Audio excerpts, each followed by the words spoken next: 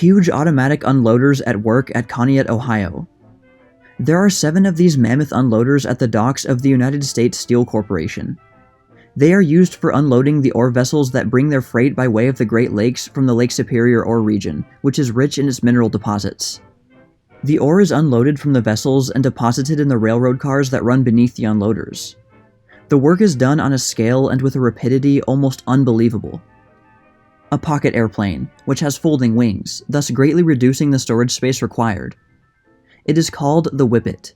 It has a speed of 95 miles an hour and has a wingspan of 21 feet 6 inches. Another view of the Whippet, folding airplane, made by the Austin Company. Its cost is about $2,000.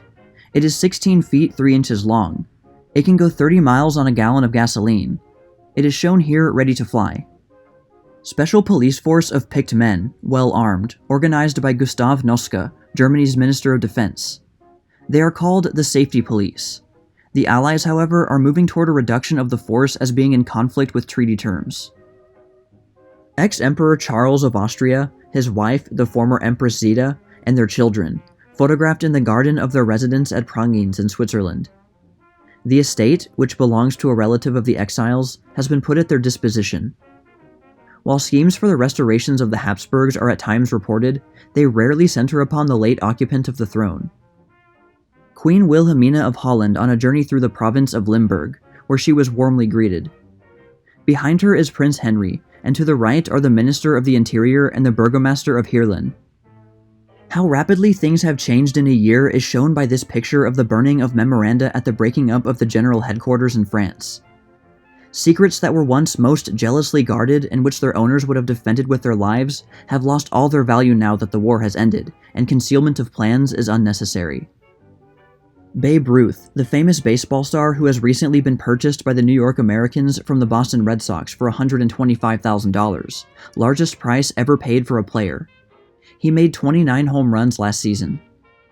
The most drastic attempt to repress revolutionary activities in the United States and punish their authors was made by the Department of Justice on the night of January 2nd and succeeding days, when about 6,000 men and women, whose aim, it is alleged, is to overthrow our present form of government and establish in its stead a Soviet republic, were gathered in by a series of dragnet raids that covered the country.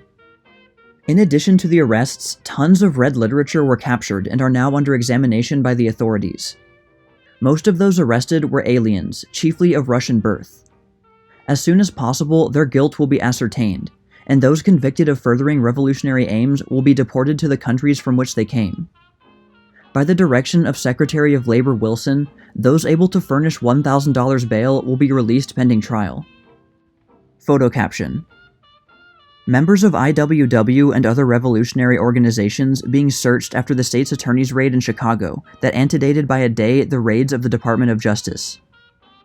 Radicals in the hands of the police, ready to be loaded into a patrol wagon in Chicago. The first raid in that city was under state auspices, and preceded by 24 hours the much more extensive raids made all over the country by the Department of Justice. The state attorney had been asked to defer his raid for a short time, but refused. The figure at the left is Gregory Weinstein, Chief of Staff for LCAK Martins, Soviet ambassador, self-styled, to the United States. He is here shown talking to a detective. He has been called the mastermind of the revolutionary movement. When he was photographed by the authorities at Ellis Island, he put up a vigorous resistance. Typical group of agitators arrested and held for examination with a view to deportation of aliens who are shown to have been plotting the overthrow of our present form of government. One of them, singularly enough, is wearing the uniform of an American soldier. The women in the front row, left to right, are Frida Rosenberg and Ethel Rosenberg. The woman standing in the back row is Mrs. Costanza Carras. Many women were arrested in the raids. Some of the 200 New England Reds being taken to one of the jails on Deer Island, near Boston Harbor. The more dangerous ones are shackled together. The manufacturing towns of New England are said to harbor over 10,000 violent radicals. 2 typical revolutionaries manacled are here shown, though the face of only one of them can be discerned. Almost to a man, or woman, the arrested agitators bore foreign names, in which Russian predominated. Some were released soon after being arrested on their furnishing proof of American citizenship. A group of alleged revolutionaries manacled at the jail at Deer Island, near Boston. They are part of over 3,000 arrested in various parts of the country on January 2nd and 3rd. The Secret Service men seized great quantities of red literature in their sudden descent on the haunts of the Bolshevists, including a great deal which, it is alleged, showed that a conspiracy with wide ramifications existed to establish a Soviet government in the United States. Some of the evidence showed that this year was regarded as ripe for the attempt. Some of the women arrested in the recent roundup of the radicals being taken to the jail at Deer Island, near Boston. Many of the women arrested were more violent and fiery in their denunciation of the government than the men. When taken to jail, they were placed in the women's quarters under the care of matrons, and their comfort provided for.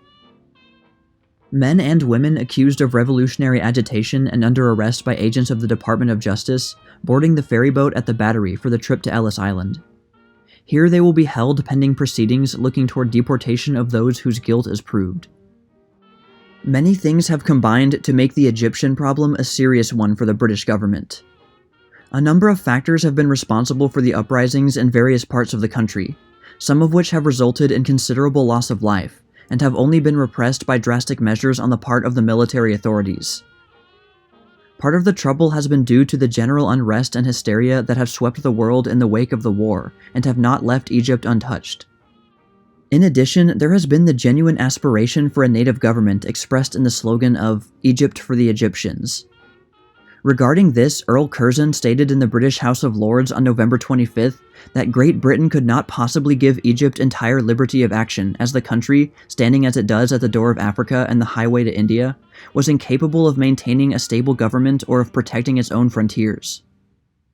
A very important, perhaps the most important factor in the situation is sympathy with the Muslims of Turkey and resentment at the threatened partition of that country by the peace conference. Photo caption: a railway station near Cairo, Egypt that was burned out during an attack made on it by rebels in the course of recent nationalist uprising.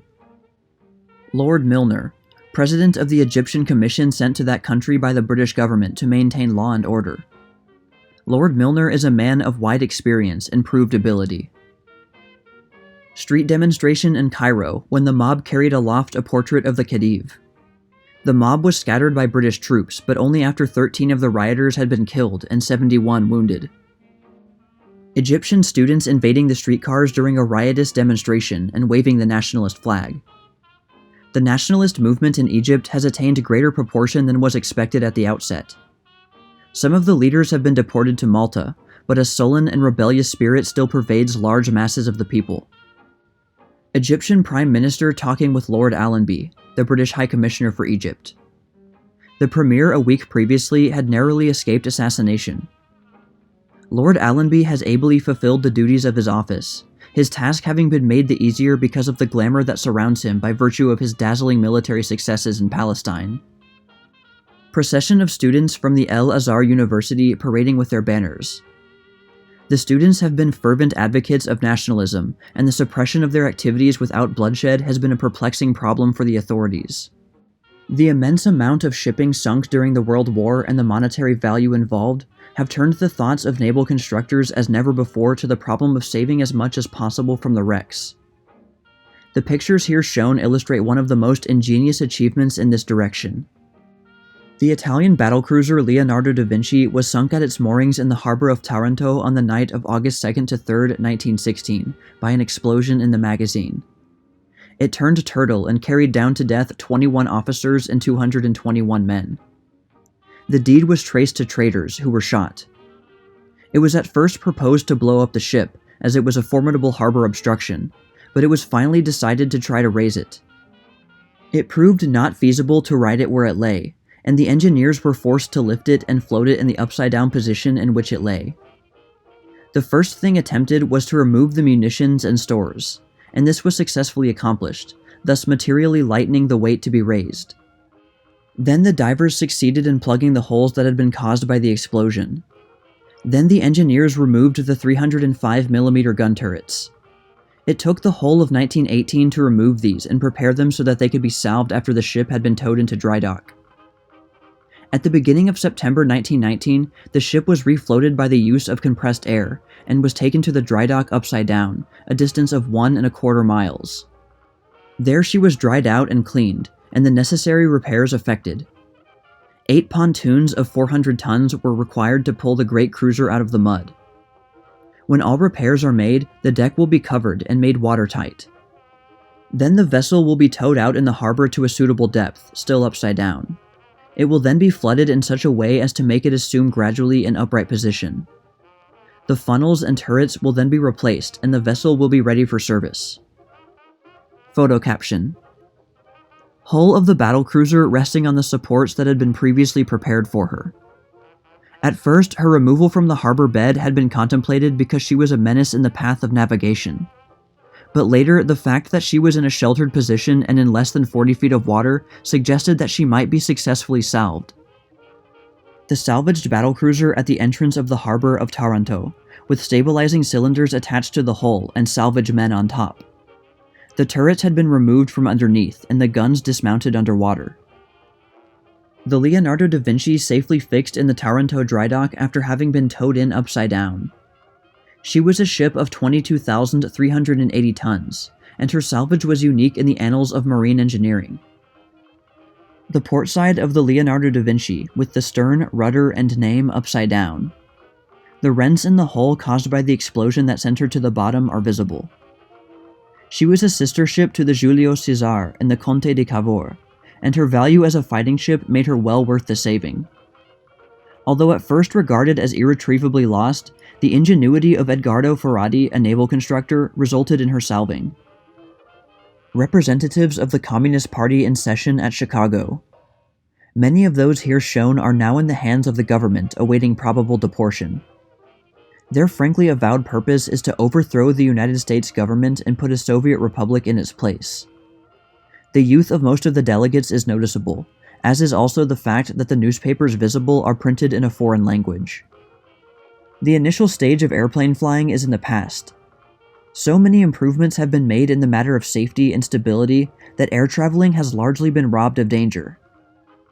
Great transportation services have been organized for the carrying of freight and passengers between London and Paris, and similar arrangements are on foot for service between other European capitals. At present, steps are being taken to make travel as luxurious in flying machines as it has long been in railroad and transatlantic journeying. In some respects, it will be more comfortable, for there will be no sudden bumps or jars, and there will be no dust. The big engines that drive the machine are placed in separate cabins on each side of the passenger space, and being well away from the saloon, the noise will not prevent the passengers from carrying on conversation in an ordinary tone. The stability is so great that one can walk about the saloon without disturbing the balance. Fine views of the country can be obtained through the large glass windows. A lunch served on a recent trip consisted of salmon mayonnaise, cold chicken, fruit salad, and wine. Photo caption: new Handley Page machine built for luxurious travel between London and Paris. One can journey in it with as much comfort as in a modern, well-appointed railway train. Several are already in service. Drawing room interior of Handley Page plane. The saloon is fitted with leather-covered armchairs and decorated in white enamel and polished mahogany. The windows are large and of unsplinterable glass. One of the mighty 14-inch guns at Fort MacArthur on the Pacific coast. The picture was taken just as the projectile left the muzzle. This is one of the largest of coast defense rifles. Carrying huge shells to the 14-inch guns at Fort MacArthur at Los Angeles, California. The lessons of the war have not been lost on the United States, and it is safe to say that the country will never be caught in such a state of unpreparedness as that which prevailed at the beginning of the World War. An illustration of this fact is found in the superb equipment of Fort MacArthur at Los Angeles on the Pacific coast. 14-inch guns of the most powerful type, as well as 12-inch mortars, form part of the defenses, and the value of these, as well as of the gunnery displayed, was demonstrated by the fact that in the recent practice there, the enemy fleet was utterly destroyed. The Ordnance Department is busy with experimenting with the most approved types of heavy guns for use on the Pacific coast, as well as for the still more important coastline of the Atlantic.